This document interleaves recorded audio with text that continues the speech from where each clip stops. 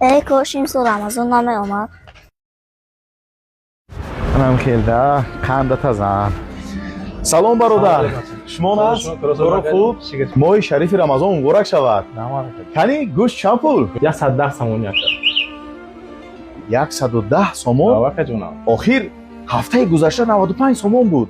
او زکه جون کمتر گوشت قیمت داگه چند روز خود طلبات کمتر زیاد شده داگه جون.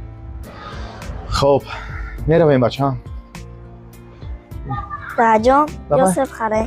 سب؟ مایلش؟ برادر سب چند سومونی؟ کدام نمودار؟ سرخ؟ سب سرخ 20 سومون. 20 سومون؟ بچه‌ام دفعه دیگر سب میخریم مایلش؟ بیا.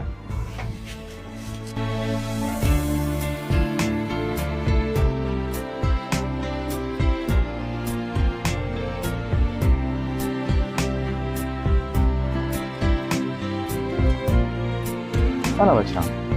از این گیر.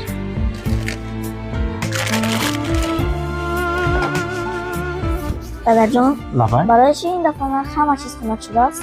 برای آن که ماه مبارک رمضان است. ای کاش این سال رمضان نمی اومد. بچه‌ام برای چی این خیلی میگویی؟ برای آن که ما این سال گوشت خریدن نتوانستیم. بچه‌ام ماه رمضان ماه رحمت، برکت و انصاف است. فروشنده با انصاف هرگز در این ماه مبارک رمضان کیسه مردم رو غارت نمی کند.